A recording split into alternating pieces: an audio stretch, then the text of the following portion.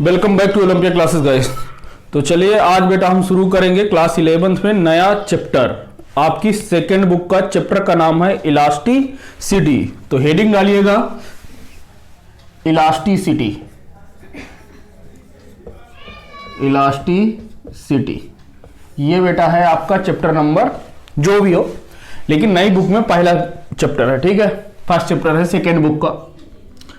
बहुत ही अच्छा कॉन्सेप्ट है, इस पे बहुत ही अच्छे कॉन्सेप्ट हैं और इससे आपका बोर्ड पे तो क्वेश्चन आता ही आता है, साथ में आपके जो भी कॉम्पिटिटिव एग्जाम है उसमें इससे क्वेश्चन कंफर्म आता है बेटा।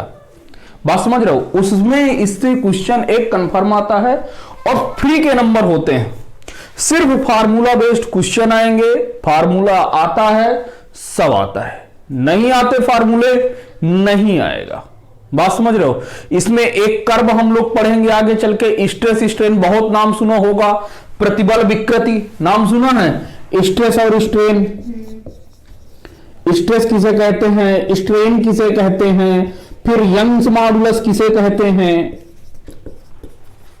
यंग्स मॉडुलस, फिर मॉडुलस ऑफ रिजिडिटी किसे कहते हैं, ये सब सारी चीजें मॉडुलस ऑफ रिजिडिटी। फिर इसमें ये भी होता है मॉडुलस ऑफ या बल्क मॉडुलस। क्या होता है? Bulk modulus. इसमें बहुत सारी चीजें होती हैं तो हम उसको आगे पढ़ेंगे। फिर स्ट्रेस स्ट्रेन कर्व पढ़ेंगे, स्ट्रेस स्ट्रेन कर्व पढ़ेंगे। बहुत सारी चीजें इस पे हम लोग पढ़ेंगे और इसके बाद हम इसको देखेंगे। तो सबसे पहले भैया बात आती है कि स्ट्रेस स्ट्रेन तो हम लोग बाद में पढ़ लेंगे, लेकिन सबसे पहले बात आती है कि इलास्टिसिटी किसे कहते हैं। तो आप हेडिंग लगाइएगा इलास्टिसिटी और फिर बेटा आगे चलते हैं, देखते हैं क्या कॉन्सेप्ट है। लिखिएगा इलास्टिसिटी। इलास्टिसिटी इसको क्या कहते हैं? शायद हिंदी में प्रत्यास्था कहते हैं। क्या कहते हैं? प्रत्यास्था। देखो पहले इसको समझ लो बेटा ये होता क्या है, फिर आगे बढ़े। देखिए ये क्या कहता है, ये कहता है कि यदि किसी वस्तु पर, बात समझना बेटा, क्या कहता है ये कहता है कि यदि किसी वस्तु पर हमने कोई बाह्य बल लगाया, क्या लगाया बेटा? कोई बाह्य बल लगाया, तो उस वस्तु पर क्या होता है? डिफॉर्मेशन होता है। डिफॉर्मेशन का मतलब उस पर थोड़ा सा उसके आकार या आकृति में क्या आता है? परिवर्तन आता है, ठीक है। और कब? जब हम उस पर एक्सटर्नल फोर्स लगाते हैं और यदि हमने एक्सटर्नल फोर्स हटा दिया, एक्सटर्नल फोर्स नहीं अप्लाई किया, तो उसके बाद बॉडी क्या करती है? वह वस्तु क्या करती है कि पुनः अपनी प्रारंभिक अवस्था पर आ जाती है, ठीक है। तो उस वस्तु का जैसे ही हमने बेटा फोर्स लगाया, ये मान के चलो कि कोई एक बॉडी है, इस पर हमने क्या लगाया? हमने कोई फोर्स लगाया, एक्सटर्नल फोर्स लगाया बेटा। क्या लगाया? External force. तो दूसरा ये क्या कह रहा है कि इस बॉडी में क्या होगा? डिफॉर्मेशन होगा। क्या होगा बेटा? डिफॉर्मेशन का मतलब क्या है? शेप एंड साइज, आकार और आकृति में परिवर्तन होगा। आकार आकृति में क्या होगा बेटा? परिवर्तन होगा बेटा। और यह वस्तु करेगी क्या कि यह पुनः डिफॉर्म होके, मतलब जैसे ऐसे ऐसे मान के चलो कि बल लगाने से इस वस्तु का शेप क्या हो गया बेटा? बदल गया। आकार क्या हो गया? बदल गया। आकृति बदल गई। इसके बाद क्या होगा बेटा कि यह वस्तु पुनः अपनी प्रारंभिक अवस्था में आने का क्या करेगी? प्रयत्न करेगी। और यदि मान के चलो कि इसी पर आ गई, इसी अवस्था पर, तो ये क्या हो जाएगी? Over, totally over from deformation. मतलब कि विकृति जो है इससे पूरी तरीके से हट चुकी है। तो बेटा यह जिसके कारण यह क्या होता है? अपनी ओरिजिनल स्थिति में आ जाती है, उसके इसी गुण को क्या कहते हैं? इलास्टिसिटी या प्रत्यास्था कहते हैं। बात समझ में आई? तो देखिए इसकी आपकी डिफिनीशन दो तरीके से हो सकती है। क्या हो सकती है? दो तरीके से हो सकती है। तो देखिए चलिए अब लिखते हैं, इसको बनाना नहीं था, मैंने सिर्फ लिख दिया है, जब छापना होगा मैं आपको बताऊंगा। तो लिखिएगा, यदि प्रत्यास्थता, चलिए, यदि किसी वस्तु पर बाह्य बल लगाया जाए तो इसकी आकृति या आकार में परिवर्तन होता है। क्या होता है? उसके आकार और आकृति में क्या होता है बेटा? परिवर्तन होता है। और यदि, लिखिएगा, और यदि हम बाह्य बल हटा लें, क्या कर लें बेटा? हटा लें, तो वस्तु अपनी पुनः प्रारंभिक अवस्था को प्राप्त कर ले, अवस्था को प्राप्त कर लेती है। वस्तु के इसी गुण को, वस्तु के इसी गुण को प्रत्यास्थता कहते हैं। क्या कहते हैं बेटा? कहते हैं। क्या कहते हैं? वस्तु के बेटा इसी गुण को क्या कहते हैं? प्रत्यास्थता कहते हैं। एक बात फिर से समझ लो, यदि किसी वस्तु पर बेटा आपने क्या लगाया? बाह्य बल लगाया। बाह्य बल लगाने से वस्तु की आकार और आकृति में यदि बेटा परिवर्तन हो रहा है, परिवर्तन हो जा रहा है, और यदि हम बाह्य बल उस वस्तु से फिर हटा लेते हैं, तो वस्तु पुनः अपनी प्रारंभिक अवस्था में आने का प्रयत्न करती है। पुनः अपनी प्रारंभिक अवस्था में आने के इसी गुण को क्या कहते हैं बेटा? प्रत्यास्थता कहते हैं। क्या कहते हैं? प्रत्यास्थता कहते हैं। इसकी पहली डिफिनीशन तो ये हो गई। अथवा करके एक इसकी डिफिनीशन और होती है, अथवा। बात समझना, जो वस्तु अपने आकार और आकृति में परिवर्तन ना होने दे, बात समझना पहले, जो वस्तु अपने आकार और आकृति में परिवर्तन ना होने दे, उस वस्तु की इसी गुण को क्या कहते हैं? प्रत्यास्थता कहते हैं। बात समझ में आई? जो वस्तु अपने अंदर या अपने में आकार या आकृति में परिवर्तन का क्या करे? विरोध करे, वह वस्तु की क्या कहलाती है? प्रत्यास्थता कहलाती है। बात समझ में आ गई? तो लिखिएगा, वस्तु का वह गुण जो उसके आकार आकृति में परिवर्तन का विरोध करे, विरोध करे, उसे प्रत्यास्थता कहते हैं। क्या कहते हैं बेटा? प्रत्यास्थता कहते हैं। क्लियर हो गई? यानी कि यह क्या है बेटा? यह आपकी वस्तु की प्रॉपर्टी है। क्या है? तो गुण का मतलब क्या होता है? एक तरीके से किसी का प्रॉपर्टी है। ठीक है, प्रॉपर्टी का मतलब कि यार भैया उसका गुण है, ठीक है, ऐसा उसका नेचर है। और यह किस बात पर निर्भर करेगा? यह केवल और केवल इस बात पर निर्भर करेगा कि कोई भी वस्तु आपकी किस मटेरियल की बनी है और किस मटेरियल की नहीं बनी। यानी कुल मिला के एक बात सामने आई कि ये जो इलास्टिसिटी है केवल और केवल बॉडी के मटेरियल पर डिपेंड करती है, इसके अलावा ये किसी पर भी डिपेंड नहीं करती है। ठीक, तो नोट डाल के लिख लो बेटा। क्या लिखोगे? प्रत्यास्थता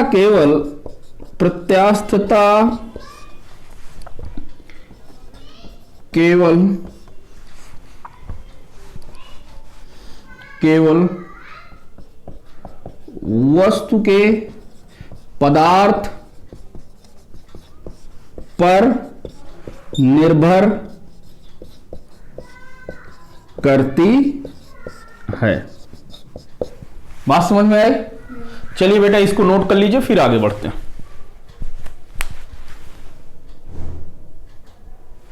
तो बेटा अब देखते हैं, देखिए एनसीईआरटी में आपकी इलास्टिसिटी को एक और अच्छे टर्म में बताया हुआ है, तो उसको देखे लेते हैं।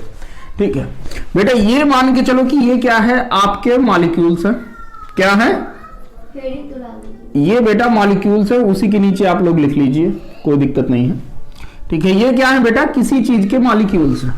ठीक है, ये मॉलिक्यूल्स ये कुछ ऐसे मान लो, ये आपके मॉलिक्यूल्स हैं, और ये मॉलिक्यूल्स एक दूसरे से हमने मान लिया कि इनके बीच में क्या है बेटा? स्प्रिंग लगी हुई है। क्या लगी हुई है? स्प्रिंग। ये रही स्प्रिंग, हर एक जुड़ा हुआ है। ठीक है, चलो ये इधर से हर एक जगह ये स्प्रिंग बेटा जुड़ी हुई है। ठीक है, इसमें आपको समझ में आ रहा है कि एक मॉलिक्यूल ये है, एक मॉलिक्यूल ये है, एक मॉलिक्यूल ये है, एक मॉलिक्यूल ये है। ठीक है, अब मैं क्या कर रहा हूं बेटा कि इस वाले मॉलिक्यूल को, इस वाला, इनमें से आप कोई भी मॉलिक्यूल बेटा ले सकते हैं, कोई भी मॉलिक्यूल ले सकते हैं। अब बात समझना, मैं इस मॉलिक्यूल को पकड़ के एक्सटर्नल बल लगा रहा हूं, एक्सटर्नल फोर्स लगा रहा हूं। क्या लगा रहा हूं?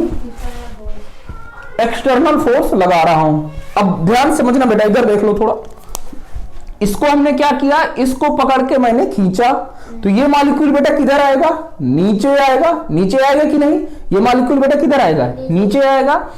और ये स्प्रिंग है, ये स्प्रिंग है और ये स्प्रिंग है, तो स्प्रिंग क्या होगी? बढ़ेगी, खींचेगी। ठीक है, तो स्प्रिंग जब खींचेगी तो स्प्रिंग पर क्या प्रोड्यूस होगा? बल उत्पन्न होगा। कौन सा? Spring force. कितना होता? K into x. वो अपने में जब उसको खींचते हैं, बात समझना, स्प्रिंग को जैसे मान के चलो कि ये कोई स्प्रिंग है। ठीक है, इस स्प्रिंग को यदि मैं इधर पकड़ के खींचूं और इधर पकड़ के खींचूं, तो होगा क्या है कि ये स्प्रिंग पे, तो ये तो आपने क्या लगाया है? एक्सटर्नल फोर्स लगाया है। क्या लगाया है बेटा? External force. लेकिन यह स्प्रिंग जब मैं इसको पकड़ के इधर खींच रहा हूं, तो स्प्रिंग इधर तरफ क्या लगा रही होगी? Spring force.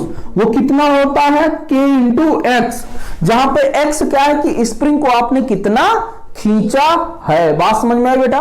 और ये आपका इस तरफ फोर्स लगा रहा होगा, जब आप इसको इधर से पकड़ के खींच रहे हैं तो स्प्रिंग क्या करती है? इधर फोर्स लगाएगी, F बराबर K इंटू एक्स। बात समझ में आया? तो ये अपने में बल का क्या करती है? विरोध करती है बेटा।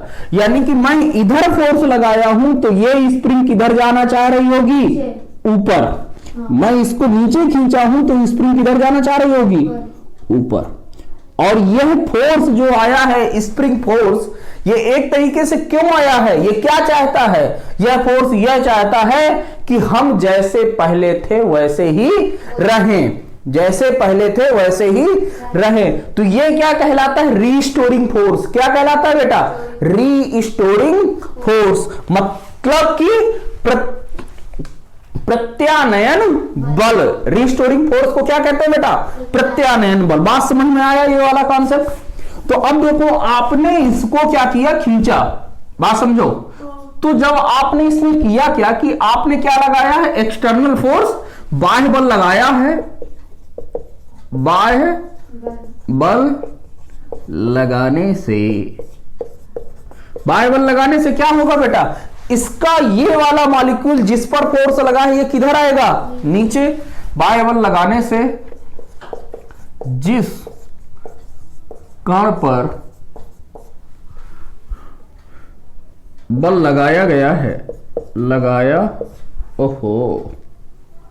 बल लगाया गया है, वह खींचेगा कि नहीं? खींचेगा, क्योंकि यह मॉलिक्यूल, क्योंकि बेटा यह मॉलिक्यूल स्प्रिंग से जुड़ा है। किससे जुड़ा है? स्प्रिंग से सभी अन्य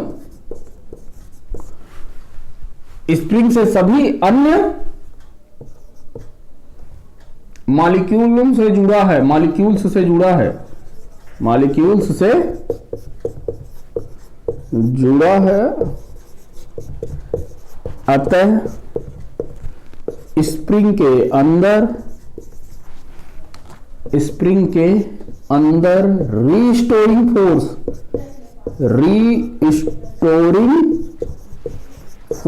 रीस्टोरिंग फोर्स को बेटा क्या कहते हैं? प्रत्यानयन बल उत्पन्न हो जाएगा, उत्पन्न होगा, प्रत्यानयन बल उत्पन्न होगा।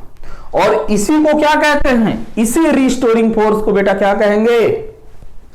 यही रीस्टोरिंग फोर्स जो आ रहा है वो किसके कारण से आ रहा है? एक्सटर्नल फोर्स के कारण आ रहा है। इसीलिए यह रीस्टोरिंग फोर्स भी एक तरीके का आपका क्या है? इलास्टिसिटी को बता रहा है। ठीक है ना बेटा? चलिए, यानी कि अच्छा, तो आप यदि देखो बेसिकली तो ये मॉलिक्यूल्स आपस में अपनी कुछ दूरी बनाए हुए हैं। ये मॉलिक्यूल्स आपस में क्या बनाए हुए हैं? दूरी।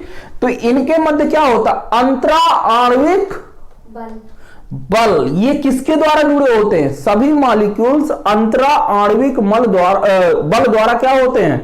जुड़े रहते हैं। किस बल द्वारा? अंतरा आणविक बल द्वारा, इंटरमॉलिक्यूलर फोर्स के द्वारा। तो लिखिएगा आगे, सभी अणु अंतरा आणविक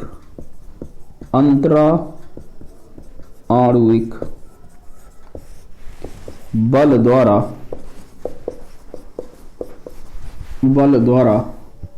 जुड़े होते हैं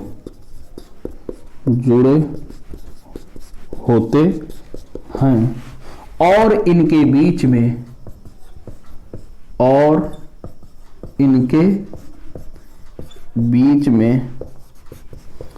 अंतरा आणविक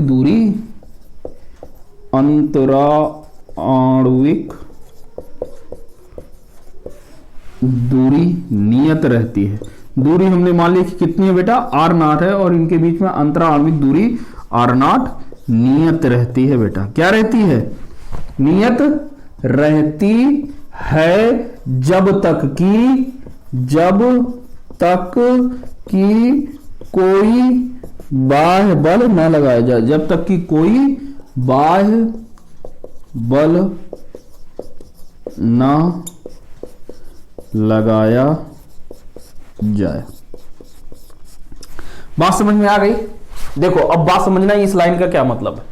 भैया ये सभी अणु आपके किससे जुड़े होते हैं? अंतरा आणविक बल द्वारा एक दूसरे से जुड़े होते हैं। इनके अणुओं के बीच में एक दूरी रहती है। इस दूरी को हम क्या कहते हैं? अंतरा आणविक दूरी कहते हैं। क्या कहते हैं? अंतरा आणविक दूरी। और इसे मैं किससे रिप्रेजेंट कर रहा हूं? r0 से। ये सभी के बीच में बेटा क्या है? r0 की दूरी है बेटा। क्या है? r0 की बेटा इनके बीच की क्या है? ये दूरी है। बना दिया दूरी बेटा। ठीक, इधर भी है भाई, परेशान नहीं होने का। ये इधर भी r0 की ही दूरी है आपस में। ठीक है, अब बात समझो। अब यदि आपने इस पर क्या लगाया बेटा? बाह्य बल लगाया। बात समझो, इस पर आपने क्या लगाया, बाह्य बल लगाया। तो यह जो बाह्य बल है बेटा, इसमें क्या हो रहा है कि ये स्प्रिंग की सहायता से जुड़े हुए हैं। तो स्प्रिंग क्या होगी, स्ट्रेच होगी। देखो, या तो मैं इसको क्या करूंगा, पकड़ के इधर खींचूंगा, तो ये क्या होगा, स्प्रिंग भी खींचेगी। इनके बीच की दूरी क्या होगी, डिस्टर्ब होगी। क्या होगी, डिस्टर्ब होगी। जब मैं इसको खींचूंगा तो दूरी क्या होगी, इनके बीच की बढ़ेगी। दूरी क्या होगी, बढ़ेगी। और यह पुनः अपनी प्रारंभिक अवस्था में आने की क्या करेगा, कोशिश करेगा, जिसके कारण यह क्या करेगा, अपना इलास्टिसिटी गुण दिखाएगा और यह अपने में परिवर्तन का क्या करेगा, विरोध करेगा। क्योंकि जब हम इसको किसी बल द्वारा पकड़कर खींचेंगे तो इस पर उसको खींचने में क्या लग रहा होगा बेटा, बल लग रहा होगा। वही बल क्या कहलाता है, इसका इलास्टिसिटी गुण। क्या कहलाता है, इलास्टिसिटी गुण। उसी बल को ही हम लोगों ने क्या कहा है, रीस्टोरिंग फोर्स। बात समझ रहे हो। फिर जब मैं इसको क्या करूंगा, दबाऊंगा, क्या करूंगा बेटा, दबाऊंगा, तो इनके बीच की दूरी क्या होगी बेटा, घटेगी। क्या वो घटेगी, दूरी घटेगी। और जब ये दूरी घटेगी तो एक समय तक तो ये दबेगा, लेकिन उसके बाद क्या करेगा, ये बल लगाने लगेगा। यह इधर अब बल लगाएगा, हम इसको अंदर की ओर दबाएंगे तो स्प्रिंग बाहर की ओर बल लगाएगी। और यही बल एक तरीके से क्या कहलाता है, रीस्टोरिंग फोर्स। और यही रीस्टोरिंग फोर्स क्यों आया है, इसकी इलास्टिसिटी गुण के कारण। बात समझ में आई, नोट कर लीजिए। चलिए बेटा, नोट डाल के आगे लिखिए। चलिए फिर से नोट डालिए और लिखिए, जो घटना है करो। देखो, नोट डाल के आप लोग क्या लिखेंगे, इस पर लिखेंगे भैया कि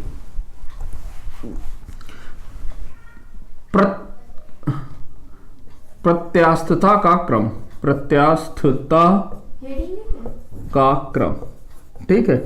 इस पे जो क्रम होगा बेटा, सबसे ज्यादा प्रत्यास्थता किसकी ज्यादा होगी, तो ये आपकी होगी ठोस की। किसकी होगी, ठोस की प्रत्यास्थता सबसे अधिक होगी। क्योंकि पहली बात, ठोस क्या करेगा, अपने आकार या आकृति में परिवर्तन का विरोध करेगा, सबसे ज्यादा यही विरोध करेगा। हालांकि हो जाएगा, लेकिन क्या होगा, यह प्रत्यास्थता का क्या करेगा, ये विरोध करेगा। अपने परिवर्तन में जो उसके अंदर परिवर्तन आप कर रहे हैं उसका क्या करेगा, विरोध करेगा। तो सबसे ज्यादा प्रत्यास्थता बेटा किसकी होती है, ठोस की। उसके बाद आपकी होती है बेटा द्रव की, फिर आपकी होती है बेटा गैस की। इसको आप इस बात से भी समझ सकते हैं कि इंटरमॉलिक्यूलर फोर्सेस के बीच की दूरी जिसके लिए सबसे कम रहेगी, उसकी प्रत्यास्थता बेटा क्या रहेगी, सबसे अधिक रहेगी। क्योंकि वह अपने में परिवर्तन उतना ही कम होने देता है। बात समझो इस बात को। चलो, तो ये इसका गुण रहा। अब बेटा आपका एक बात उत्पन्न होती है, एक क्वेश्चन है, प्रश्न है। ऐसे ही प्रश्न लिखिएगा, क्या लिखिएगा कि प्रश्न बेटा यह है कि स्टील व रबर में किसकी प्रत्यास्थता अधिक है, किसकी प्रत्यास्थता अधिक है। ये आपका क्वेश्चन है बेटा, किसकी प्रत्यास्थता अधिक है बेटा। तो देखिए, ये आपका बेटा एनसीईआरटी का क्वेश्चन है ये, ठीक है ना। एनसीईआरटी का मैं अभी आपको क्वेश्चन नंबर भी बता रहा हूं। ये क्वेश्चन नंबर है बेटा 9 4th नंबर का ए पार्ट। क्या है बेटा, एनसीईआरटी क्वेश्चन नंबर 4 का ए पार्ट है। क्या बोला है कि स्टील व रबर में किसकी प्रत्यास्थता अधिक होती है बेटा। तो देखिए, मैं आपको क्या लिखवाया हूं, प्रत्यास्थता की डिफिनीशन लिखवाया हूं बेटा, कि नहीं लिखवाया हूं।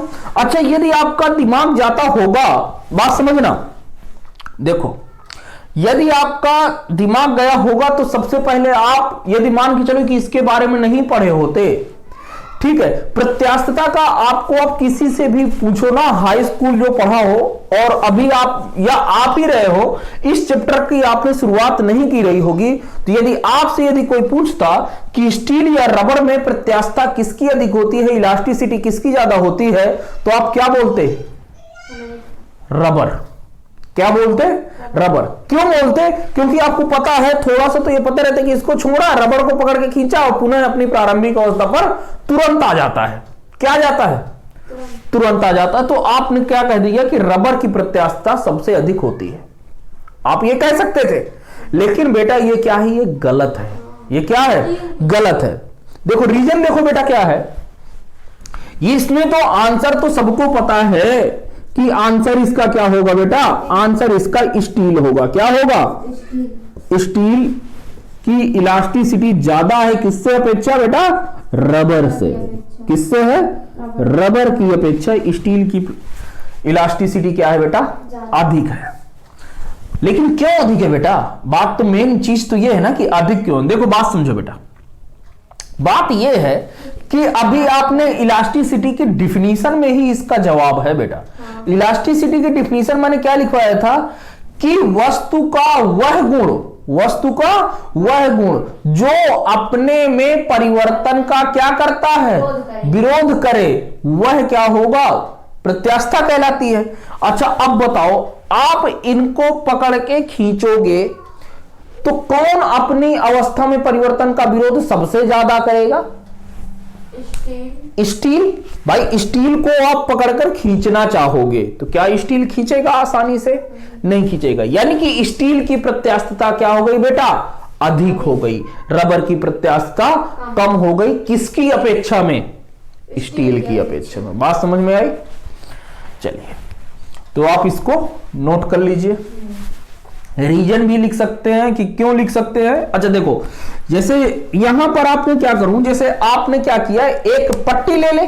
आप क्या ले लें? एक स्टील की एक पतली सी पट्टी ले लें, पतली सी प्लेट ले लें, बिल्कुल पतली सी प्लेट, और उसको क्या करें? ऐसे पकड़कर खींचेंगे और जैसे ही छोड़ देंगे तो ठक ठक ठक ठक करती हुई रुक जाएगी। पटरी जैसे जैसे आपने ऐसे पकड़ के खींचा उसे और फिर छोड़ दिया तो फिर से ठक ठक ठक करती हुई रुक गई। ठीक है। रबर को भी आप खींचेंगे तो वो भी रुक जाएगी, लेकिन स्टील वाले को कम समय लगेगा अपनी पुनः प्रारंभिक अवस्था पर आने में। बात समझो, स्टील वाले को कम समय लगेगा पुनः अपनी प्रारंभिक अवस्था पर आने में, रबर को क्या लगेगा? अधिक लगेगा बेटा। इस वजह से क्या होगी? स्टील की प्रत्यास्थता क्या होगी? अधिक होगी। जो ऐसे दोनों को एक साथ खींचेंगे तो स्टील ज्यादा देर तक नहीं होता रहेगा, तो कहां देखने? नहीं, वो इंटरमॉलिक्यूलर लेवल पर मैंने बताया ना, अंतरा आणविक दूरी, वो जब आप इंटरमॉलिक्यूलर लेवल पर देखोगे तो वास्तविकता में कौन सबसे पहले रुकता है? स्टील। रबर में क्या होता रहता है? वाइब्रेशन होता रहता है। बात समझ में आई? ठीक है। इस वजह से भी किसकी? स्टील की प्रत्यास्थता अधिक है। किससे? रबर से। क्लियर? नोट कर लीजिए। फिर हम चलते हैं किस पर? स्ट्रेस पर पढ़ेंगे। तो चलिए बेटा अगली हेडिंग डालिएगा, स्ट्रेस। अगली हेडिंग क्या है? स्ट्रेस। यानी कि इसको क्या बोलते हैं? प्रतिबल। प्रतिबल। बात समझिएगा।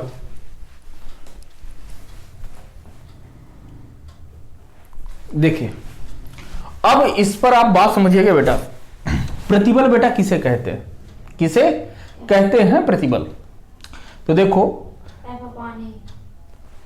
बात समझना, इसकी डिफिनीशन आपसे यदि कोई पूछे तो आप क्या बताओगे? आप लोग पहले बताते क्या हो? आप लोग मेरे से सुनिए, आप लोग क्या बताते हैं? आप लोग कहते हैं फोर्स पर यूनिट एरिया को हम लोग स्ट्रेस कहते हैं, यही कहते हो? फोर्स पर यूनिट एरिया को, बल और क्षेत्रफल के अनुपात को, बल तथा क्षेत्रफल के अनुपात को क्या कहते हो आप? स्ट्रेस कहते हो। यह सरासर गलत है, यह सरासर गलत है। अब मैं बताता हूं, इसकी डिफिनीशन लिखिए बेटा। किसी वस्तु के अंदर उत्पन्न बल तथा वह बल जिस अनुप्रस्थ क्षेत्रफल में लगता है, अनुप्रस्थ क्षेत्रफल में लगता है, इनके अनुपात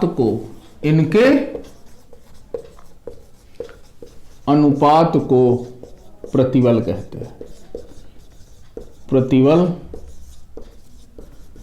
कहते, बात समझ में आई? It is the ratio of, English वाले सुन लें यदि कोई देख रहा हो तो, क्या कहते हैं इसे? It is the ratio of force inside the body, it is the ratio of force inside the body to its cross sectional area is known as stress. बात समझ में आई?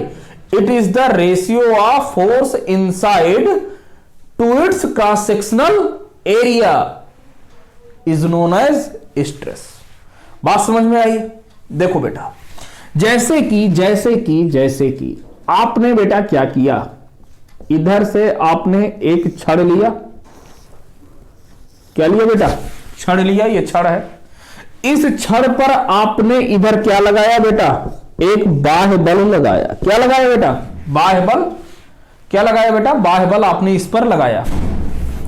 इस तरफ से ये छड़ मान के चलो कि किसी दीवार पर क्या है, रुकी हुई है, बंधी हुई है, दीवार से चिपकी हुई है, ठीक है। तो अब आप इसको खींचोगे तो इसके अंदर क्या होगा? यह क्या खींचना चाहेगी? नहीं खींचना चाहेगी। तो इस पर क्या होगा बेटा? इस बॉडी के अंदर एक बल उत्पन्न होगा। कौन सा? रीस्टोरिंग फोर्स बेटा। रिस्टोरिंग फोर्स का क्या काम है? जो आप उस पर बल लगा रहे हो उसका क्या करे? विरोध करे। हम इधर की खींच रहे हैं तो वस्तु के अंदर किधर बल उत्पन्न हुआ होगा? अंदर की ओर। बात समझ रहे हो? तो ये जो आपका स्ट्रेस होता ना, स्ट्रेस बेटा होता क्या है? स्ट्रेस इज इक्वल टू होता है रीस्टोरिंग फोर्स। क्या होता है? Restoring force divided by area. कौन सा? Cross sectional area. कौन सा एरिया बेटा? Cross sectional area. मैं लिखे दे रहा हूं, क्रॉस सेक्शनल एरिया। हिंदी में लिखना चाहो तो क्या लिख सकते हो? प्रत्यानयन बल, प्रत्यानयन बल बटे अनुप्रस्थ काट का क्षेत्रफल। अनुप्रस्थ काट का क्षेत्रफल। बात समझ में आई?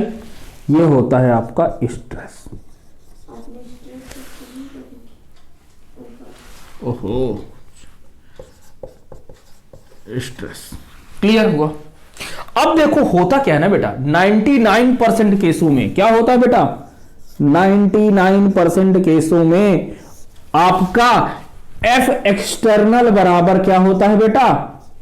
एफ आर के, रीस्टोरिंग फोर्स के।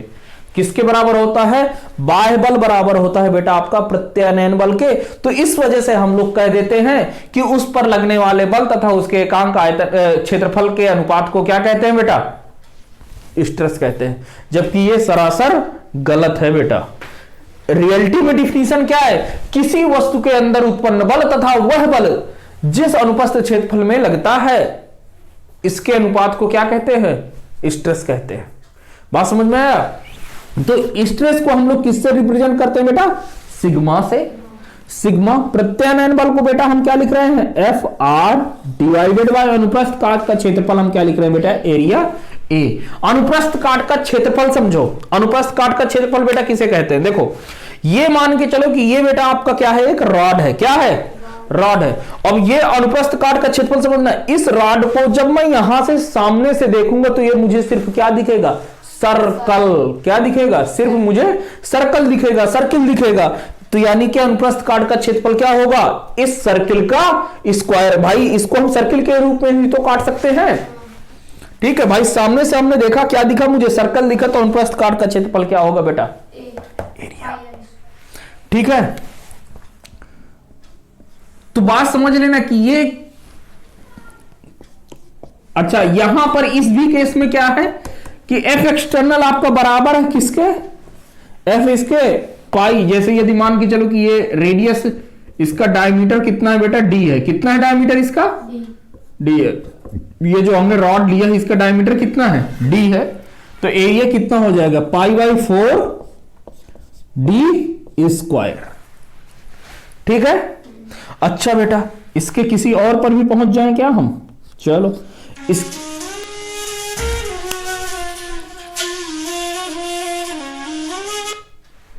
चलिए अब देखते हैं बेटा इधर से कि ये है क्या। यानी कि यहां से आपने जो सिग्मा निकाला है, सिग्मा यानी कि स्ट्रेस, ये आपका हो जाएगा 4F एक्सटर्नल या restoring force pi d square. आपको सिर्फ इतना याद करना है, stress is equal to force upon area. ठीक है, अच्छा इसकी बेटा यूनिट में लिखना चाहूं तो यूनिट यानी कि मात्रक क्या लिखोगे बेटा, फोर्स का बेटा मात्रक क्या होता है, फोर्स का न्यूटन। फोर्स का मात्रक क्या होता है, unit newton divided by metre square, क्योंकि एरिया का क्या होता है मीटर स्क्वायर। तो इसकी यूनिट बेटा कितनी हो जाएगी, न्यूटन मीटर स्क्वायर। नोट कर लीजिए बेटा। चलिए बेटा, तो अब बात आती है कि स्ट्रेस, तो हम लोग पढ़ लिए स्ट्रेस बराबर क्या होता है, restoring force divided by area. Restoring force 99% केसों में आपके एक्सटर्नल बाह्य बल के क्या होगा बेटा, बराबर होगा। लेकिन कोई एक आध ऐसे क्वेश्चन होंगे जहां पर रिस्टोरिंग फोर्स आपका अलग होगा और आपका जो अप्लाइड फोर्स होगा, बाह्य बल होगा, वो बेटा क्या होगा, अलग होगा। इस वजह से आपको क्या याद रखना है, आपको याद रखना है कि जो वस्तु के अंदर जो बल उत्पन्न होता है, वस्तु के अंदर जो बल उत्पन्न होता है और वह बल जिस एरिया में लगता है उसके अनुपात को बेटा क्या कहते हैं, स्ट्रेस कहते हैं। ठीक है, इसकी यूनिट क्या होती है, न्यूटन पर मीटर स्क्वायर। क्लियर हो गया। चलिए, तो अब बात आती है कि स्ट्रेस कितने प्रकार के होते हैं। तो लिखिएगा स्ट्रेस 3 प्रकार के होते हैं। प्रतिबल कितने प्रकार के होते हैं बेटा, 3 प्रकार के। प्रतिबल 3 प्रकार के होते हैं। कितने प्रकार के होते हैं बेटा, 3 प्रकार के। ठीक है, पहला देखो लॉन्गिट्यूडनल स्ट्रेस। अब मुझे इसकी हिंदी नहीं पता है बेटा,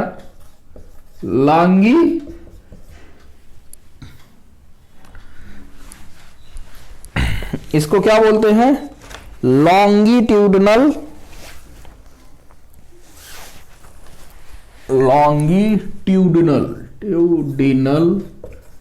स्ट्रेस। हिंदी नहीं पता यार, मैं देख रहा था लेकिन नहीं मिली। Longitudinal stress.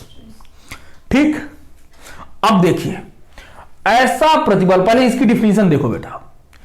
ऐसा प्रतिबल जो वस्तु के लेंथ के अनुदिश लगे, लंबाई के अनुदिश लगे, उसे क्या कहते हैं, लॉन्गिट्यूडनल स्ट्रेस कहते हैं। बात समझ में आई, नहीं आई।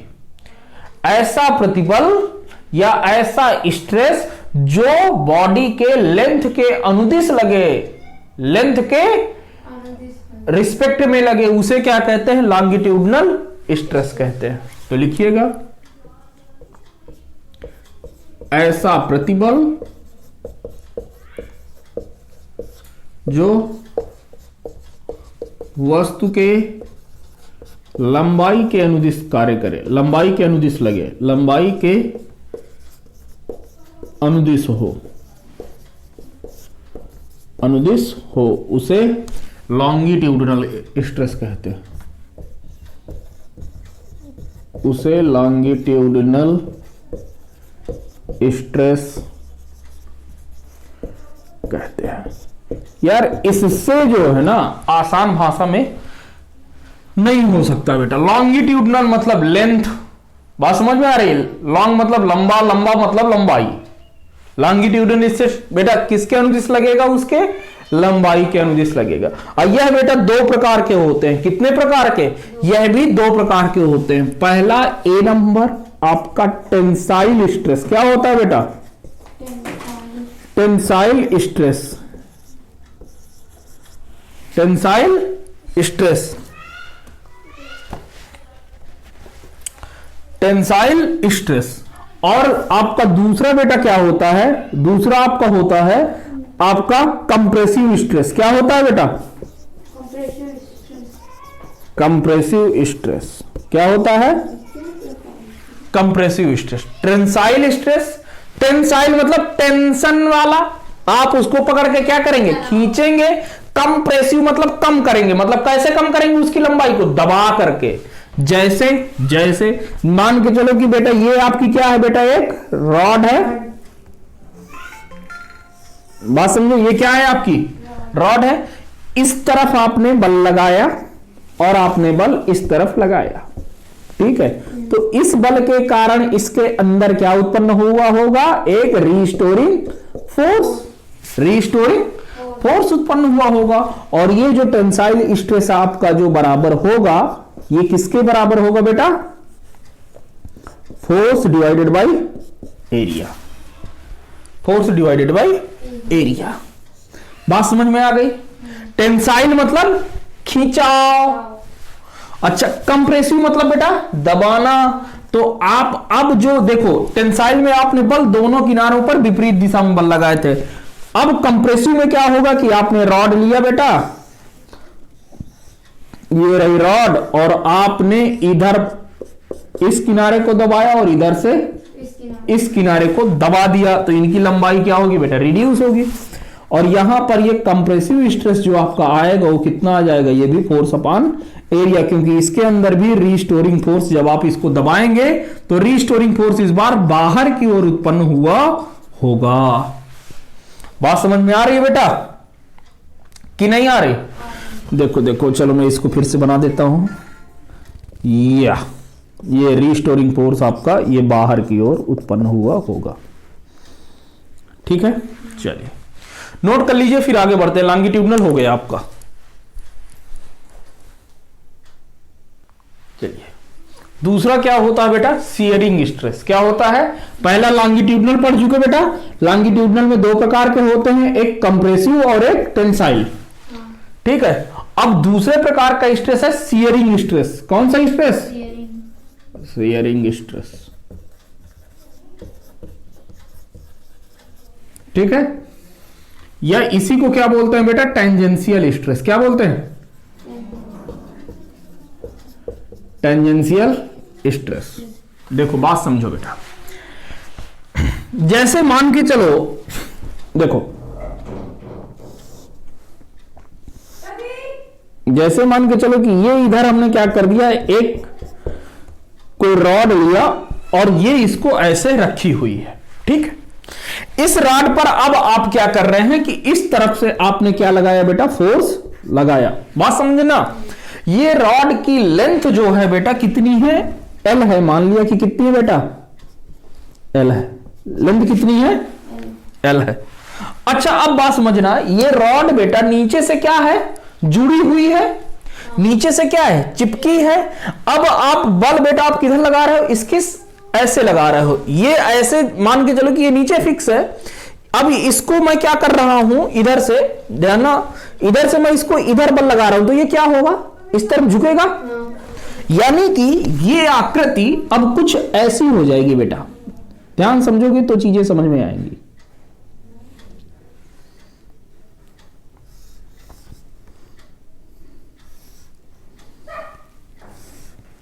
मतलब ये कुछ तिरछा हो जाएगी बेटा कि नहीं होगी? बहुत बढ़िया। तो हमने मान लिया, हमने क्या माना बेटा कि ये अपनी ओरिजिनल पोजीशन से, किससे? ओरिजिनल पोजीशन से बेटा एक्स पिछड़ती है। कितनी? x ये शिफ्ट हो जाती है और इसकी हाइट कितनी है बेटा, l है। क्या है, हाइट l है। तो बस फिर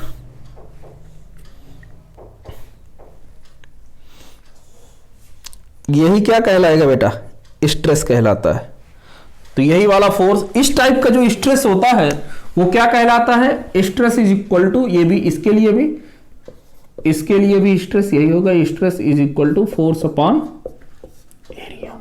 क्योंकि देखो ये इधर नहीं आना चाहेगा, लेकिन क्योंकि फोर्स लगा रहे हैं इस वजह से ये इधर आया है। ठीक, फोर्स डिवाइडेड बाय एरिया, इसके लिए भी यही। अब लिखिएगा, यह स्पर्शी के अनुदिश लगता है, यह प्रतिबल तब उत्पन्न होता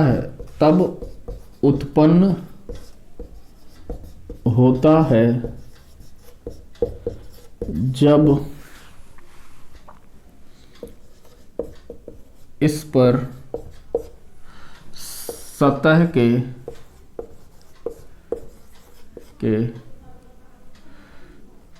समांतर या स्पर्शी बल लगाया जाता है। ठीक है बेटा, इसका सबसे अच्छा एग्जाम्पल क्या है बेटा, बुक है। क्या है बेटा, बुक। बात समझना बेटा, जैसे मैं कोई मोटी बुक ढूंढूं यहां पर, तो जैसे मान के चलो कि ये आपकी बुक है, ये हमने इसको ऐसे रख लिया अपनी तरफ, ठीक है, इसकी लंबाई सब बराबर है। ठीक है, अब बात समझो, ऐसे या ऐसे हमने क्या कर लिया, बुक को रख लिया। बात समझना, अब ये नीचे की तरफ मेरे हाथ के कारण, फ्रिक्शन के कारण ये बुक का निचले वाला पृष्ठ क्या होगा, चिपक गया। अब इसको मैं इसके सतह के समांतर या स्पर्शी बल लगाया जाता है, यानी स्पर्श रेखा। तो ये देखो, मैं इसको ऐसे बल लगा रहा हूं, तो नीचे वाली लेयर तो देखो वैसे ही है, लेकिन आगे वाली लेयर क्या हो रही है, बढ़ रही है। यानी कि ये देखो, यही तो हो रहा है। इसी को क्या कहते हैं, शियरिंग स्ट्रेस। मतलब जब आप किसी के सतह के अनुदिश बल लगाते हो, सतह के अनुदिश, स्पर्शी के अनुदिश बल लगाते हो, उसे क्या कहते हैं, शियरिंग स्ट्रेस। क्या कहते हैं बेटा, शियरिंग स्ट्रेस कहते हैं। बहुत बढ़िया। अब आती है वॉल्यूमेट्रिक स्ट्रेस। तीसरा है आयतनिक स्ट्रेस। वॉल्यूमेट्रिक स्ट्रेस, इसको इसकी हिंदी पता है, आयतनिक स्ट्रेस। अरे आयतनिक पृष्ठ, अरे क्या बोलते, प्रतिबल। देखिए, इसका चीजें थोड़ा समझ में आएंगी, बात समझने की कोशिश करना, तो चीजें क्या होंगी समझ में आएंगी। जैसे मान लो, माना बेटा कि आपने किसी वस्तु को पानी के अंदर रख दिया। क्या रख दिया, पानी के अंदर आपने किसी वस्तु को डाल दिया। ठीक है, कोई वस्तु लिया और उसको पानी के अंदर डुबो दिया। क्या कर दिया बेटा, पानी के अंदर डुबो दिया। तो पानी क्या करेगा, हर जगह पर बेटा क्या लगाएगा, फोर्स लगाएगा।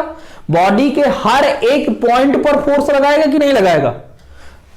यदि आपने किसी वस्तु को पानी के अंदर या किसी लिक्विड के अंदर डाल दिया, किसके अंदर बेटा, किसी लिक्विड के अंदर डाल दिया, तो यह हर जगह क्या लगाएगा बेटा, फोर्स लगाएगा कि नहीं लगाएगा। हर जगह से इस पर क्या लगेगा बेटा, फोर्स लगेगा। ठीक है, और यही क्या कहलाता है, फोर्स पर यूनिट एरिया ही बेटा क्या कहलाता है, वॉल्यूमेट्रिक स्ट्रेस। ठीक, और देखो यहां पर देखो, अच्छा यदि आप किसी के अंदर, बात समझना बेटा, थोड़ा समझना तो चीजें समझ में आएंगी। यदि आप, मतलब यहां पर क्या लग रहा है, बल लग रहा है बेटा, हर तरफ से लग रहा है कि नहीं लग रहा। अच्छा, दूसरी चीज देखो, तो यहां पर हो क्या रहा, फोर्स पर यूनिट एरिया बेटा दाब नहीं कहलाता। क्या कहलाता है? दाब। तो इस स्थिति में इसको हम क्या कहते हैं? दाब भी कहते हैं, प्रेशर क्या कहते हैं? यानी कि दाब भी कहते हैं बेटा, जब पानी के अंदर किसी को रखा जाता है। ठीक क्या? और ये तभी उत्पन्न होता है बेटा। अब देखो यहां से देखो, इसको आप डेल्टा पी भी लिख सकते हो। देखो पहले बात समझो बेटा, वो कह दे, देखो आपने इस पर बल लगाया बेटा, बल लगाने से वस्तु का आयतन क्या होगा? घटेगा। अब क्यों घटेगा? क्योंकि बेटा इसके बाहर वाला प्रेशर क्या होगा? अधिक होगा, और इसके अंदर वाला प्रेशर क्या होगा? कम रहा होगा, तभी तो बॉडी क्या हुई होगी? दबी होगी। तो इसको हम क्या लिख सकते हैं? वॉल्यूमेट्रिक स्ट्रेस को ये चेंज इन प्रेशर, क्या लिख सकते हैं? चेंज इन प्रेशर, प्रेशर में परिवर्तन। और ये किसके बराबर हो जाएगा? P माइनस का P नॉट। P क्या है बेटा? बाहर का प्रेशर है। किसका प्रेशर है? बाहर का। और P नॉट किसका है? अंदर का प्रेशर। ठीक, तो ये चीजें आज हमने पढ़ी। क्या पढ़ा? इलास्टिसिटी पढ़ा। इलास्टिसिटी के लिए इंटरमॉलिक्यूलर फोर्सेस कहां तक वो क्या है उसको पढ़ा। फिर हमने देखा कि इस पर क्या हो रहा है, इनका क्रम क्या है, सॉलिड के लिए क्या है, लिक्विड के लिए क्या है, और गैसेस के लिए क्या है, ये सब हमने देखा। फिर हमने क्या देखा? स्ट्रेस देखा, और स्ट्रेस के प्रकार देखा। स्ट्रेस के जो टाइप होते हैं, कितने टाइप के होते हैं? 3 टाइप के। पहला क्या होता है? लॉन्गिट्यूडनल स्ट्रेस, जो कहां पर लगता है बेटा? लेंथ के अनुदिश लगता है। ठीक है। दूसरा क्या होता है? शियरिंग स्ट्रेस, जो किस पर लगता है? उसकी सतह पर या स्पर्शी पर लगता है। तीसरा क्या देख लिया? Volumetric stress. ठीक है, तो इसके आगे हम लोग कल पढ़ेंगे हम लोग स्ट्रेन। तो चलिए मिलते हैं आपसे अगले लेक्चर में। Thank you very much.